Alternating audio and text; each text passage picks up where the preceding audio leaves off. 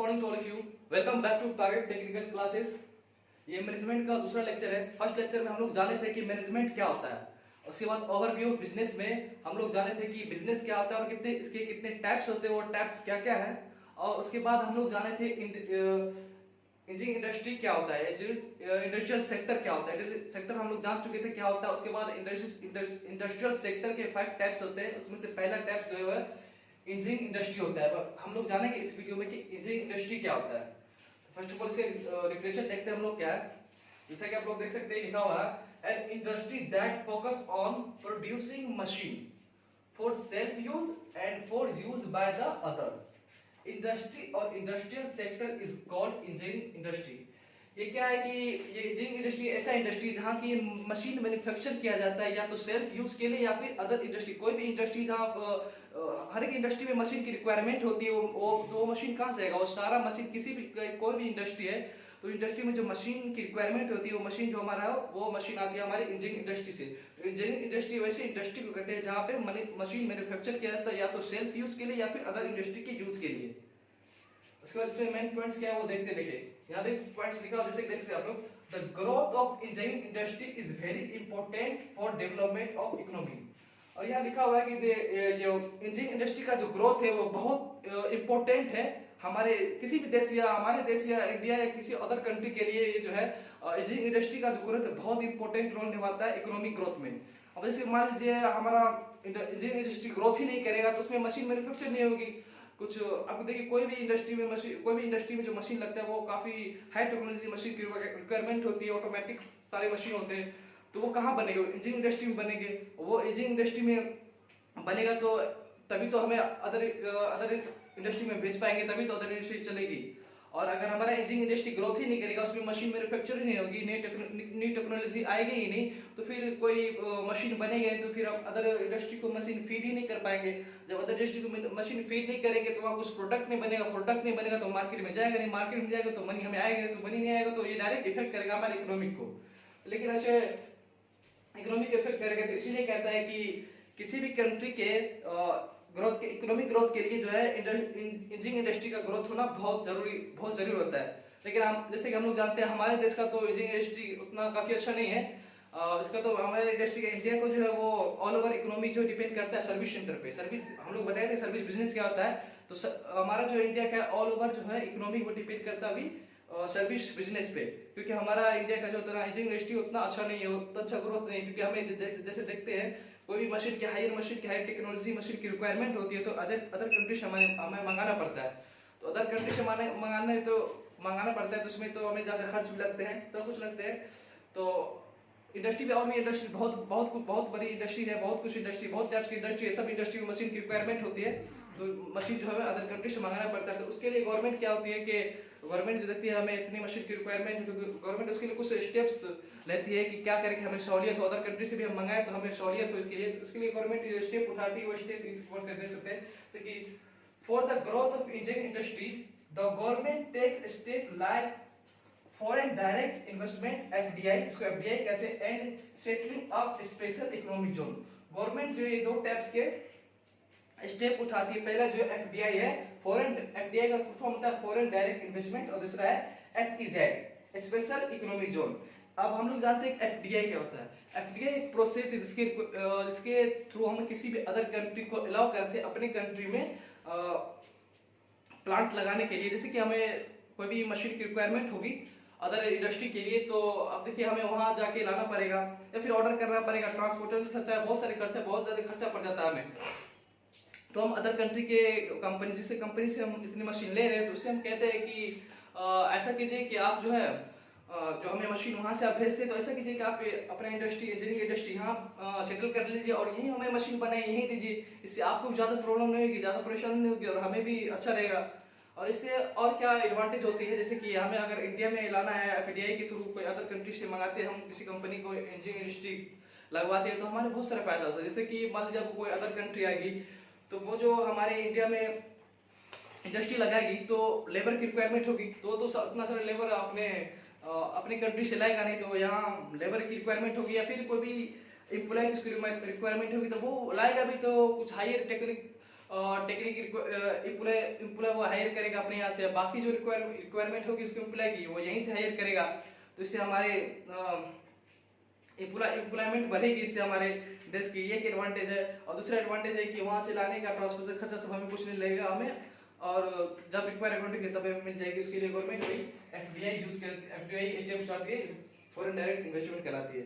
और दूसरा है एसईजेड, स्पेशल इकोनॉमिक जोन। इसमें क्या होता है कि अब मान लीजिए जैसे कि आप ही कोई इंडस्ट्री लगाना चाहते हैं जिससे जिसमें गवर्नमेंट की फायदा है, तो आप गवर्नमेंट से कांटेक्ट करेंगे। तो गवर्नमेंट इसमें क्या होता है, गवर्नमेंट एक इंडस्ट्री वाले को, जो इंडस्ट्री का प्रोड्यूसर होता है, जो इंडस्ट्री लगाना चाहता है, उसको गवर्नमेंट जो है एक, अगर उसके पास लैंड की रिक्वायरमेंट नहीं, लैंड उसे जितने लैंड की रिक्वायरमेंट है उसके पास लैंड नहीं है, तो अगर गवर्नमेंट के पास लैंड है तो उसको गवर्नमेंट लैंड प्रोवाइड करवाती है ताकि अपना इंडस्ट्री लगा सके, ताकि हमारे कंट्री की इकोनॉमिक कंडीशन ठीक हो। बहुत सारा एडवांटेज होता है, अगर कोई भी इंडस्ट्री लगता है तो बहुत सारा उससे एडवांटेज आता है। तो इसके लिए क्या होता है कि गवर्नमेंट एसईजेड के थ्रू जो है ना वो लैंड प्रोवाइड कराता है, उस लैंड पे कुछ दिन तक टैक्स भी नहीं लेता है, ताकि ये अच्छे से अपनी इंडस्ट्री को सेटल कर ले। उसके बाद जब उसको इनकम आने लगती है उससे, फिर वो टैक्स उसे गवर्नमेंट बाद में लेती है, कुछ दिन तक उसे सहूलियत देती है। तो वही दो स्टेप है, एफडीआई और एसईजेड। अब नेक्स्ट है वो दूसरा जानते हैं, दूसरा टैक्स क्या है इंडस्ट्री सेक्टर का।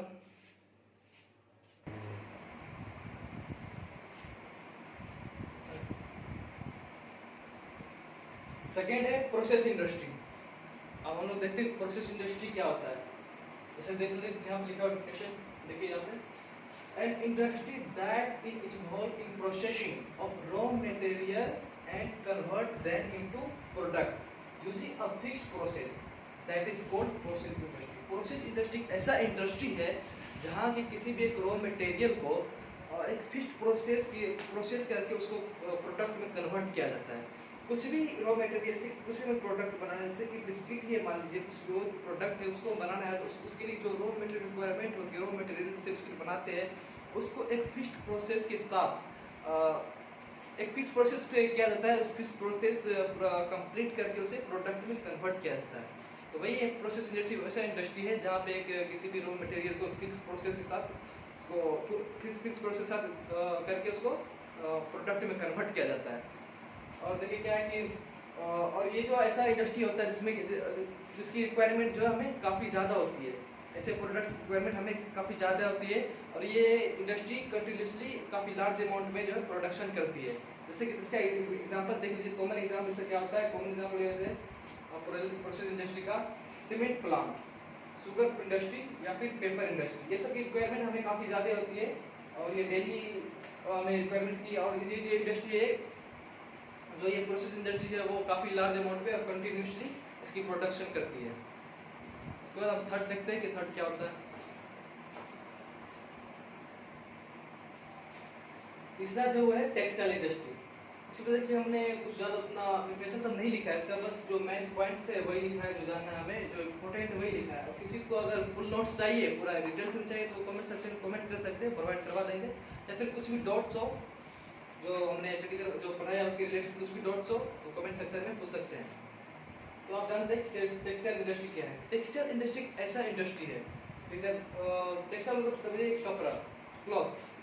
तो एक ऐसा इंडस्ट्री है जहाँ की एक रेसे से लेकर पूरे कपड़े बनाने तक की प्रोसेस किया जाता है, उसी को टेक्सटाइल इंडस्ट्री कहते हैं। टेक्सटाइल इंडस्ट्री कहते हैं पहले रेसे क्या होता है, फाइबर से यार रेसे से धागे, फिर धागे से कपड़े, फिर कपड़े से कंप्लीट गारमेंट्स तक बनाए। जितनी भी प्रोसेस है एक रेशे से कपड़े बनाने, गारमेंट्स बनाने तक की जितने भी प्रोसेस है वो टेक्सटाइल इंडस्ट्री में किया जाता है। और ऐसे इंडस्ट्री को जहाँ ये प्रोसेस किए जाते हैं उसी इंडस्ट्री को हम टेक्सटाइल इंडस्ट्री कहते हैं।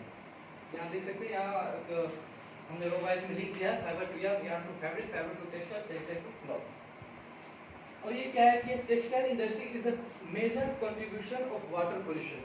अब टेक्सटाइल इंडस्ट्री में जानते हैं कि आपको जो क्लॉथ्स उसको पेंट करना था, वह फिर कुछ प्रोसेस में क्या होता है, वाटर का काफ़ी ज़्यादा यूज होता है। और जो वाटर यूज हो गया वो तो वाटर बेकार हो गया था। ये जो मेजर इसलिए major contributor of water pollution, ये वाटर पोल्यूशन बहुत ज़्यादा करता है।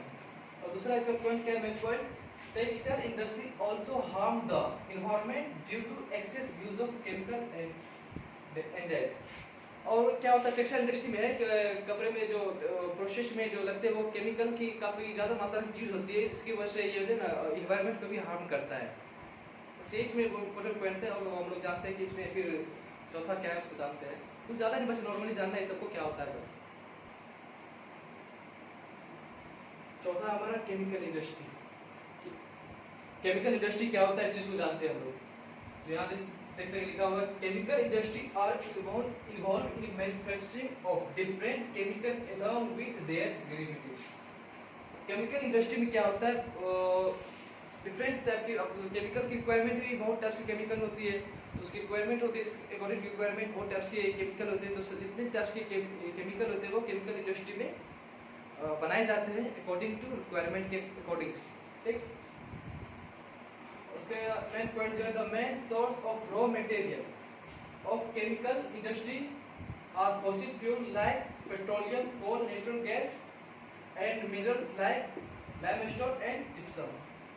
कहता है कि ये जो केमिकल इंडस्ट्री का जो रॉ मटेरियल का मेन सोर्स जो है वो पेट्रोलियम हो गया, वो एक फिजिकल फ्यूल से, जिसमें कि like petroleum gas, natural gas और मिनरल्स होता है लाइक लाइमस्टोन एंड जिप्सम। ये सब जो जितने भी है ये केमिकल इंडस्ट्री के रॉ मटेरियल है, मुख्यतः रॉ मटेरियल है। ये रॉ मटेरियल के रूप में इस सब के यूज करके हम केमिकल बनाते हैं।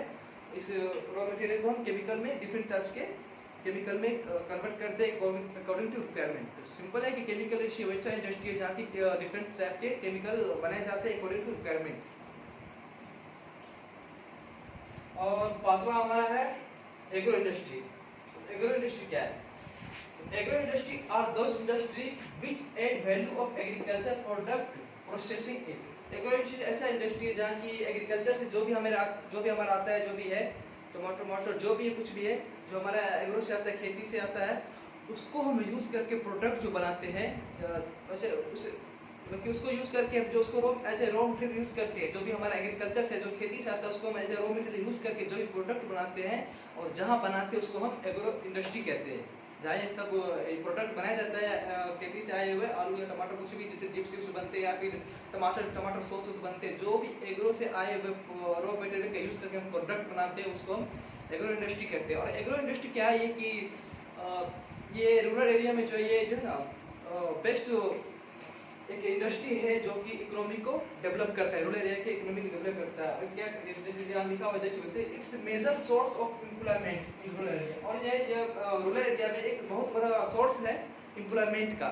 ठीक है, इंडस्ट्री लगती है तो हम रूरल एरिया में, खास करके जो एग्रो इंडस्ट्री रूरल एरिया में लगती है, कि वहाँ रॉ मटेरियल काफ़ी हाई अमाउंट में प्रेजेंट होता है, इसीलिए वो इंडस्ट्री जो है रूरल एरिया में लगाते हैं। तो वहाँ जब इंडस्ट्री लगेगी, कहीं भी लगती है इंडस्ट्री, तो एम्प्लॉयमेंट बढ़ती है। तो इसीलिए कहते हैं कि ये एग्रो इंडस्ट्री जो है मेजर सोर्स है एम्प्लॉयमेंट का रूरल एरिया में। और एग्रो इंडस्ट्री है जो are very important for the development of rural area economy. और ये एग्रो इंडस्ट्री है रूरल एरिया की इकोनॉमी में बहुत इंपॉर्टेंट रोल प्ले करता है। तो इंडस्ट्री हो गया, नेक्स्ट हम जानेंगे कि IPR क्या होता है।